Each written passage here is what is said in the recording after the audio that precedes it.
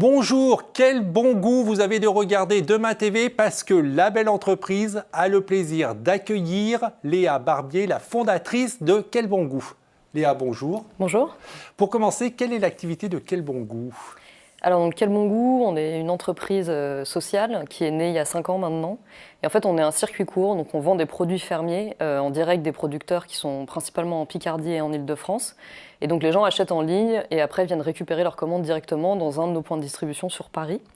Et en fait, on est une entreprise qui a un double objectif social. Donc d'une part, le soutien à des petits producteurs locaux à qui on reverse 75% du prix de vente. Et en fait, on prend en charge aussi la partie logistique, donc pour alléger leur charge de travail. Donc on fait le transport, la préparation des commandes, la distribution. Donc dans l'optique de leur ouvrir un débouché urbain, donc sur Paris, de la façon la plus aisée possible. Donc ça, c'est le premier objectif. Et le deuxième, c'est de proposer des produits accessibles en termes de prix au plus grand nombre. Donc c'est des produits de qualité, frais, locaux, et qu'on essaie de vendre donc à peu cher en faisant une marge de 25%, de façon à toucher le plus grand nombre et que ce ne soit pas réservé à une certaine catégorie sociale. Vous reversez 75% du prix de vente. D'habitude, quelle est la pratique ? Alors les pratiques sont très variées, mais c'est vrai que dans la grande distribution, on connaît un peu leurs pratiques, mais ils ont tendance vraiment à écraser les marges des producteurs. Donc c'est des négociations qui sont souvent très rudes. Alors après, ça dépend vachement du type de produit, donc je ne vais pas vous donner un chiffre un peu au hasard. Mais ce qu'il faut savoir, c'est que les méthodes sont souvent assez brutales, et on a vu qu'il y a beaucoup de scandales autour de ça, mais les producteurs en général s'y retrouvent très peu, quoi. Qu'est-ce qui vous a donné l'idée de créer Quel bon goût ? Alors nous, en fait, le départ, c'est vraiment des convictions militantes. C'est-à-dire qu'on est parti du constat qu'il était important aujourd'hui de créer une alternative au système de distribution traditionnel, notamment du fait des pratiques que j'ai évoquées tout à l'heure, aussi parce que le modèle de la grande distribution aujourd'hui, il s'appuie sur une agriculture productiviste, sur des modes de production qui sont industriels, dont on sait qu'ils dégradent l'environnement, qui sont très douteux en termes d'impact sur la santé des consommateurs. En plus, il y a une traçabilité des produits qui est obscure aujourd'hui, on l'a vu avec les scandales viande de cheval, etc. Donc nous, on est parti de ce constat-là en se disant comment est-ce qu'on fait pour créer une alternative dans un secteur marchand qui est l'alimentaire, mais qui soit éthique, où il y a une rémunération équitable des producteurs dans le circuit, et où on essaie de soutenir aussi une agriculture paysanne, c'est-à-dire des gens qui sont dans le respect de la terre, des animaux et du consommateur final, et qui cherchent à faire de la qualité. Voilà, donc nous, c'est ce type d'agriculture-là qu'on veut encourager, et c'est pour ça qu'on a créé Quel bon goût. Comment vous avez... Et pardon, je suis désolée. Je vous en prie, non, mais vous avez raison. Il y a une autre raison très importante que je voulais évoquer, c'est qu'on a aussi fait le constat qu'aujourd'hui, on peut accéder à des produits de qualité, bio, etc., dans des enseignes type Naturalia, Bio c'est bon, etc. Mais malheureusement, les prix font qu'aujourd'hui, c'est réservé à des catégories assez aisées de la population.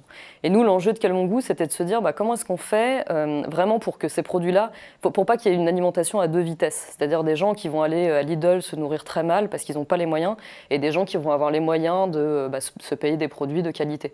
Donc comment est-ce qu'on fait pour avoir des prix que le plus grand nombre puisse se permettre ? Comment vous avez financé la création et le développement de Quel bon goût ? Alors au tout démarrage, c'était sur fonds propres, le premier achat de bail, etc. Ensuite, on a contracté des emprunts bancaires, donc avec France Active, Caisse des dépôts, Crédit Coopératif. Donc Caisse des dépôts, c'était un appel à projet dédié à l'ESS, justement, qu'on a remporté à l'époque. Ensuite, on a eu des subventions de la mairie de Paris, notamment pour l'ouverture de notre 3e point de distribution dans le 10e, puisqu'on incarnait une des expérimentations de halles alimentaires qui était dans le mandat de Anne Hidalgo. Et pour ça, on a obtenu des subventions. Et enfin, là, au mois de juillet, on vient de réaliser une levée de fonds donc auprès de fonds d'investissement qui sont spécialisés dans l'ESS, donc qui s'intéressent aux objectifs sociaux des entreprises dans lesquelles ils investissent. Donc c'est Inco et Mandarine Gestion, et ça a été la dernière levée de fonds donc pour le développement de Quel bon goût. Et donc on voit à travers tous ces organismes que vous avez cités qu'on peut entreprendre dans l'économie sociale et solidaire, qu'il y a des réseaux de financement et qu'on peut être soutenu au départ. Il y a des réseaux spécifiques, ouais. Est-ce que vous avez rencontré des difficultés particulières ? Non, aucune. Aucune, j'en étais sûr. Oui, évidemment. Alors, dans les difficultés, bon, nous, on a eu à la fois de la chance parce qu'on a eu une croissance très rapide. Donc, on a eu la preuve du concept assez vite dans le projet. Par contre, comme on fait de la logistique, ça a été extrêmement difficile à gérer parce qu'il fallait sans arrêt en fait, réorganiser nos process logistiques en fonction des volumes. Donc, d'un mois à l'autre, on pouvait changer de taille de camion, passer d'un véhicule léger à un poids lourd, réorganiser notre préparation de commandes, devoir recruter des nouvelles personnes en urgence, etc. Donc, voilà, la croissance a été quelque chose de très dur à gérer, auquel on ne s'attendait pas forcément. Et pour se rendre compte de cette croissance, aujourd'hui, vous avez dit ces 3 points de distribution, mais c'est combien de producteurs qui vous alimentent et c'est combien de clients qui bénéficient de vos produits? Alors aujourd'hui, donc on travaille avec 80 producteurs, on est une équipe de 30 personnes, donc on a 3 points de distribution et un entrepôt situé à Montreuil. Et en termes de commandes, alors en fait ça change tellement vite que je pense qu'on est à peu près à 2000 par semaine, quoi.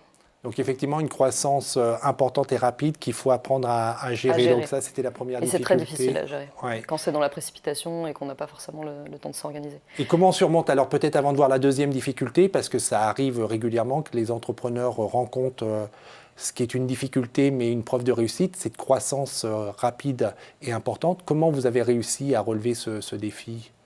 Je pense qu'en fait, il faut savoir rebondir, voilà. C'est-à-dire qu'il faut se réadapter, trouver des nouvelles compétences, se former sur le tas aussi, sur des sujets qu'on ne maîtrise pas forcément. Donc vraiment s'accorder aussi l'échec, c'est-à-dire le fait de pouvoir à un moment donné tenter quelque chose, ça rate, on reprend, etc. Après, nous, la chance qu'on a eue, c'est qu'on a toujours eu une équipe très très motivée et très engagée dans le projet à toutes les étapes du développement. Aussi parce qu'on porte des valeurs fortes et qu'il y a des salariés qui cherchent à donner du sens à leur travail et qui du coup ont vraiment adhéré au projet et y ont donné beaucoup d'énergie. Donc je pense que voilà, capacité d'apprentissage, à rebondir, ne pas avoir peur de prendre des risques et de se planter, et avoir des gens motivés autour de soi et compétents. Donc la première difficulté, surmonter cette croissance. Est-ce qu'il y a d'autres difficultés que vous avez rencontrées? Oui, nous je pense que... une des difficultés, c'est qu'on ne venait pas du tout du milieu de l'entrepreneuriat. C'est-à-dire qu'on n'a ni l'un ni l'autre de formation type RH, management, finance, commerce. Voilà, c'est pas notre formation et c'est pas notre milieu de base. Donc on n'avait ni réseau, ni formation. Et à partir de là, du coup, voilà, encore une fois, il faut se débrouiller, il faut se former. On n'a pas forcément de références, de ressources sur lesquelles s'appuyer. Et du coup, c'est pas facile. Alors, quelle est la formation des deux fondateurs? Vous, quelle est votre formation? Moi, j'ai fait l'IEP de Toulouse, donc j'ai fait de la philo puis l'IEP de Toulouse, donc j'étais en relations internationales. Je devais bosser plutôt dans des ONG au départ, donc à l'étranger, et a priori sur des thématiques socio-anthropologiques, donc très littéraires, voire sociaux. Et Richard, lui, il était en mathématiques appliquées, donc et il s'orientait plutôt a priori vers de la recherche au départ. Ce qui montre que l'entrepreneuriat est ouvert à tous, quelle que soit la formation de base. Oui, en tout cas, on peut être littéraire et se lancer. Oui, effectivement. Quel conseil, justement, vous pourriez donner à ceux qui souhaitent se lancer, au vu de votre expérience? Alors oui, dans les conseils, moi je dirais que c'est important déjà de se faire accompagner à toutes les étapes du projet, donc amorçage, développement, changement d'échelle, par des structures et des personnes qui sont vraiment solides et expérimentées. Parce qu'en fait, c'est hyper dur d'être seul et il y a un moment où il faut vraiment savoir bien s'entourer et être capable de sortir le nez du guidon, de l'opérationnel régulièrement pour pouvoir prendre les bonnes décisions. Je dis ça parce que nous, on ne l'a pas bien fait ça pendant très longtemps, c'est-à-dire qu'on a eu du mal à sortir du quotidien et de l'opérationnel pour être sur des décisions stratégiques.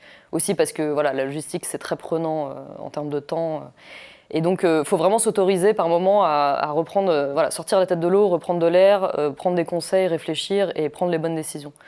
Après, et concrètement, alors pour reprendre ce point qui est important, effectivement, parce qu'on en entend souvent parler, sortir de la tête du guidon, comment vous avez procédé? C'est dire, je ne sais pas, une fois par mois, on s'accorde 2 heures et on a une vision globale de l'entreprise et de son activité? Déjà, je pense qu'il faut faire des réunions entre fondateurs ou associés régulières sur le fond.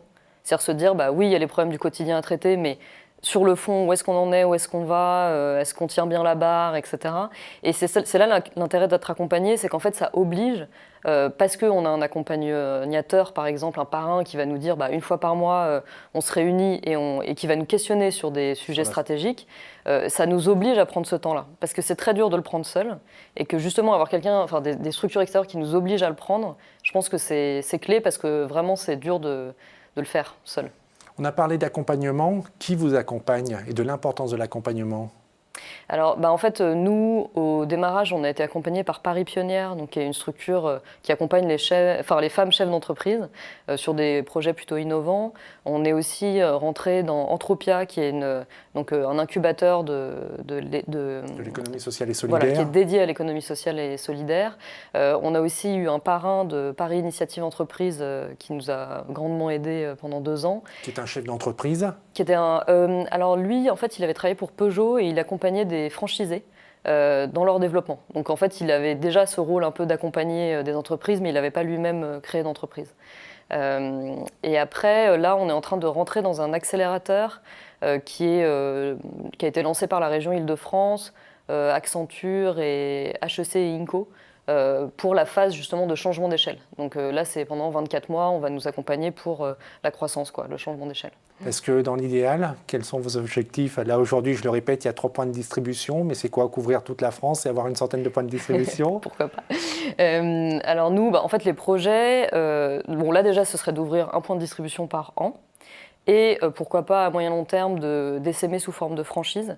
Après, ça veut dire trouver des entrepreneurs, peut-être accompagnés par la mairie de leur quartier, etc., qui ont envie d'ouvrir une structure qui a le bon goût.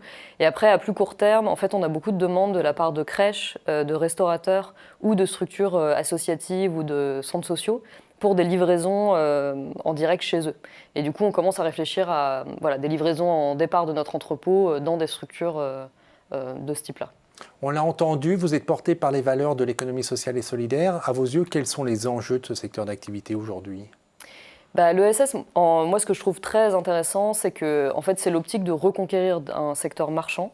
Donc nous, c'est l'alimentaire, mais ça peut être d'autres types de secteurs, pour y insuffler des valeurs sociales, politiques, redonner du sens à ce que c'est que lancer un projet et remettre l'humain au cœur d'une entreprise ou d'une association, enfin peu importe, mais sur des secteurs qui sont marchands au départ. Et du coup, cet enjeu-là, moi, il m'intéresse parce que je pense que c'est une vision en fait de l'entreprise, c'est une vision de la société, c'est une vision c'est pas parce qu'on est dans une thématique commerciale que la lucrativité doit être le seul objectif, voire ça peut ne pas en être un, ce qui est notre cas par exemple. En fait, on n'est pas là pour faire de l'argent, ça peut paraître bizarre pour un commerce, mais c'est le cas. On veut simplement qu'il y ait une répartition équitable de la valeur ajoutée dans les process, donc producteurs, que nous on puisse vivre et que derrière le consommateur puisse accéder aux produits. Mais vraiment, notre enjeu, c'est que le plus grand nombre puisse bien se nourrir. Donc, on n'est pas sur des enjeux de lucrativité. Et du coup, l'ESS, je pense que le défi aujourd'hui, c'est comment est-ce qu'on arrive à créer des modèles de ce type-là, mais qui soient viables économiquement. C'est-à-dire à réussir à ne pas forcément dépendre de subventions, arriver à avoir un modèle économique qui fonctionne, mais dont l'objectif n'est pas la lucrativité. Et donc rappeler qu'il n'y a plus d'interdit pour l'économie sociale et solidaire et qu'elle peut s'attaquer à tous les secteurs d'activité. Moi, je pense qu'on peut mettre des valeurs partout, en fait, dans la société. Mais il faut en avoir envie et il faut être sincère et engagé, quoi.